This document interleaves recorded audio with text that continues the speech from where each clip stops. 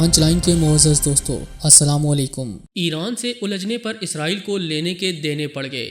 ایران اسرائیل کے 5 مقامات پر میزائلز برسانے کے لیے تیار۔ اسرائیلی قیادت ایرانی حملوں سے بچنے کے لیے اقدامات کرنے لگی۔ اسرائیل کے لیے 5 مقامات کو حملوں سے بچانا ناممکن، کسی بھی وقت میزائل فائر کیے جا سکتے ہیں۔ ایران اسرائیل جنگ کا خطرہ سر پر منڈلانے لگا، پاکستان بھی متاثر ہو سکتا ہے۔ ویڈیو میں آپ کو بتائیں گے کہ ایران اسرائیل کے کن 5 مقامات کو ٹارگٹ کرنے جا رہا ہے اور کیسے اس گریٹ گیم کے تحت خطرناک عزائم کو پورا کرنے کی کوششیں جاری ہیں۔ تاہم نئے شامل ہونے والے دوستوں سے التماس ہے کہ پانچ لائن کو سبسکرائب کر کے بیل نوٹیفیکیشن بھی آن کر لیں تاکہ آپ تک خطے کی اہم اور تازہ صورتحال بر وقت پہنچ سکے۔ تو آئیے چلتے ہیں موضوع کے اصل حصے کی جانب۔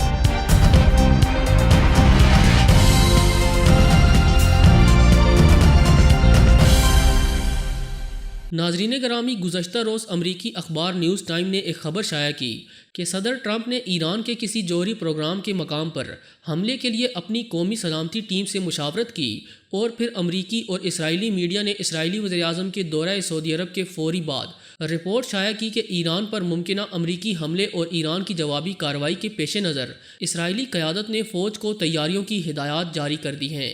یہ تمام خبریں خطے میں ایک نیا اور خطرناک منظرنامہ پیش کر رہی ہیں، اور ان سب میں ایک ربط موجود ہے۔ سب سے پہلے بات کریں گے امریکی وزیر خارجہ کے دورہ مشرق وسطیٰ کی۔ اگرچہ سعودی وزیر خارجہ اس ملاقات کی تردید کر رہے ہیں، لیکن اسرائیلی وزیراعظم کا دفتر باضابطہ تصدیق کی بجائے اس خبر کو لیک کر کے تماشائی بنا ہوا ہے۔ اسرائیلی وزیراعظم نے سعودی ولی عہد سے ملاقات کی اور اس کی خبر بھی خود ہی لیک کی۔ اس ملاقات میں دونوں فریقوں کے درمیان طے پایا تھا کہ لیک ہونے والی اس خبر پر اعتراض نہیں کیا جائے گا، بلکہ دوسرا فریق صرف تردید پر اکتفا کرے گا۔ اسرائیلی وزیراعظم نے اپنے زیر استعمال رہنے والے ایگزیکٹو جیٹ کو استعمال کیا اور تل ابیب سے ریاض کے لیے پرواز فلائٹ ٹریکنگ ڈیٹا سے چھپائی نہیں جا سکتی تھی۔ اس مخصوص جہاز سے اسرائیلی وزیراعظم کے ریاض جانے کے اشارے صاف مل رہے تھے، اور پھر نیتن یاہو کے دفتر نے خود خبر لیک کرنا شروع کی، اور اس کے ساتھ ہی نیتن یاہو کی ہی جماعت سے تعلق رکھنے والے اسرائیلی وزیر تعلیم نے اسرائیلی فوجی ریڈیو سے گفتگو میں خود تصدیق کر کے وزیراعظم دفتر سے لیک کے تاثر کو مضبوط کیا، اور پھر یہ بھی کہ اسرائیل میں قومی سلامتی امور سے متعلق رپورٹنگ ممنوع ہے اور سینسر فوری حرکت میں آتا ہے، لیکن سینسر حکام کا خاموش رہنا بھی سوچی سمجھی لیک کے تاثر کو پختہ کرتا ہے۔ اسرائیلی وزیراعظم 4 سے 5 گھنٹے سعودی سرزمین پر موجود رہے۔ اس بات پر تو تمام ماہرین متفق ہیں کہ اس ملاقات کا مرکزی موضوع ایران تھا۔ اس دوران ایران پر حملہ زیر بحث آیا تاکہ جو بائیڈن کو 2015 کے جوہری معاہدے پر واپسی سے روکا جا سکے، اور یہی مقصد ٹرمپ انتظامیہ کا بھی ہے۔ دوستو، سعودی اور اسرائیلی حکمرانوں کو صدر ٹرمپ کی صورت میں وائٹ ہاؤس میں ایسا اتحادی مل گیا تھا جس نے ایران کے جوہری پروگرام پر بین الاقوامی معاہدے سے نہ صرف نکلنے کا اعلان کیا، بلکہ ایران پر زیادہ سے زیادہ دباؤ کی پالیسی اپنا کر اسے معاشی طور پر اس قدر مجبور بنایا کہ وہ القدس فورس کے سربراہ جنرل قاسم سلیمانی کے قتل کا بدلہ لینے کے لیے کوئی بڑی اور کھلی کارروائی بھی نہ کر سکا۔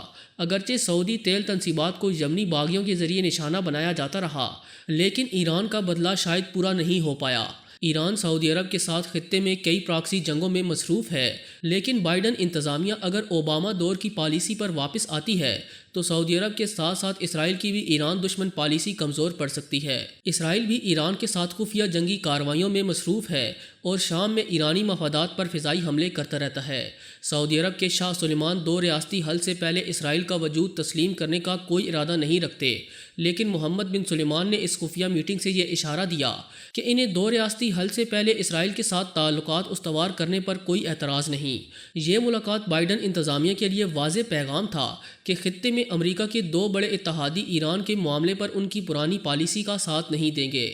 نیتن یاہو وائٹ ہاؤس کی آشیرواد سے غزہ کے مغربی کنارے کا 30% حصہ ہڑپ کرنے کو تیار بیٹھے تھے، لیکن بائیڈن انتظامیہ نے عرب دنیا میں پہلا رابطہ اردن کے شاہ عبداللہ سے کر کے اشارہ دیا کہ وہ 2 ریاستی حل کو ترجیح دیں گے اور اسرائیل کو پہلی جیسی کھلی چھوٹ نہیں ہوگی۔ بائیڈن انتظامیہ سابق صدر اوباما کی پالیسی پر چلے گی، جس میں فلسطینیوں کے ساتھ ہمدردی، ایران کے ساتھ کشیدگی میں کمی اور انسانی حقوق پر زور شامل ہے۔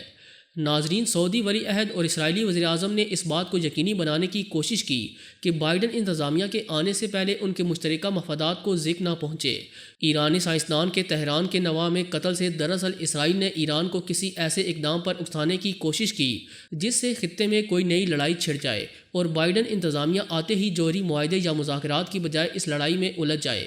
ایران نے اگرچہ بدلہ لینے کا اعلان کیا، تاہم ایران ایسے کسی قدم سے گریز کرے گا جس سے کھلی جنگ کے خدشات پیدا ہوں۔ امریکی انتخابات کے بعد ایران نے نئی انتظامیہ آنے تک خطے میں اپنی پراکسیز کو محتاط رہنے کا پیغام اس واقعے سے پہلے ہی بھجوا دیا تھا۔ ایران نے اپنے اعلیٰ ترین جرنیلوں کو بغداد اس پیغام کے ساتھ بھجوایا کہ بائیڈن کے چارج سنبھالنے تک تمام حملے روک دیے جائے۔ ایران کے بریگیڈیئر جنرل قاسم کاخانی نے تمام پیراملٹری اور ملیشیاز کو کہا کہ انتخابات میں شکست کے انتقام کے لیے ٹرمپ پورے خطے کو کھلی جنگ میں دھکیلنا چاہتا ہے۔ ایسی کسی حرکت کے لیے ٹرمپ کو جواز مہیا کرنا ہمارے مفاد میں نہیں۔ جنرل کاخانی کے اس خدشے کی تائید ایرانی سائنسدان کے قتل کے بعد صدر ٹرمپ کے ری ٹویٹ سے ہوئی۔ صدر ٹرمپ نے اسرائیلی صحافی کے 2 ٹویٹس ری ٹویٹ کیے جس میں کہا گیا کہ محسن زادہ کا قتل ایران کے لیے بڑا دھچکا ہے۔ جنرل کاخانی کے واضح پیغام سے صاف ظاہر ہے کہ اب بھی ایران بائیڈن انتظامیہ کے چارج سنبھالنے کا انتظار کرے گا اور کسی کھلی انتقامی کارروائی سے گریز کرے گا۔ ایران کو بائیڈن سے توقعات اس لیے بھی ہیں کہ ٹرمپ انتظامیہ خود کانگریس کو سرٹیفکیٹ دے چکی ہے کہ ایران جوہری معاہدے کی پابندی کر رہا ہے۔ نئی انتظامیہ کے لیے جوہری معاہدے کی طرف واپسی کا دروازہ بھی ٹرمپ انتظامیہ نے خود کھلا چھوڑا ہے اور اب اس دروازے کو کسی دوسرے ذریعے سے بند کرنے کی کوششیں ہو رہی ہیں۔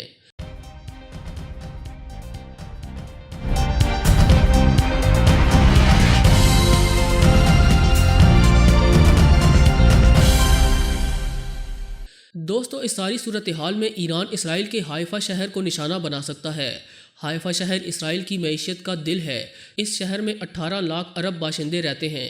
یہاں دنیا کے جدید ہائی ٹیک پارکس اور انڈر گراؤنڈ ٹرانزٹ سسٹم موجود ہیں۔ ایران اس شہر کے 5 مقامات کو ٹارگٹ کر سکتا ہے۔ اس میں port of Haifa, electric city of Haifa, Matam business park, Haifa railway network اور حائفہ کے بازار شامل ہیں۔ یہاں سب سے اہم بات یہ کہ ایسا ہرگز نہیں کہ ایران کھلم کھلا اسرائیلی سرزمین پر میزائلز داغے گا، بلکہ ایران حزب اللہ کو اس مقصد کے لیے استعمال کرے گا۔ اس سے ایران کو فائدہ یہ ہوگا کہ اسرائیل ایران پر ڈائریکٹ الزام تراشی نہیں کر سکے گا اور ایران کا بدلہ بھی پورا ہو جائے گا۔ اور چند ایرانی حکام نے اس جانب اشارہ بھی کر دیا ہے، جس کے بعد خطے میں تناؤ کی کیفیت برقرار رہے گی۔ دوستو، اسرائیل ایران جنگ کے حوالے سے آپ کی رائے کیا کہتی ہے؟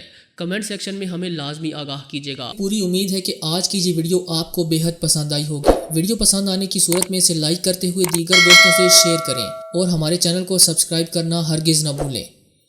آج کی ویڈیو میں بس اتنا ہی۔ اگلی ویڈیو تک کے لیے اللہ نگہبان۔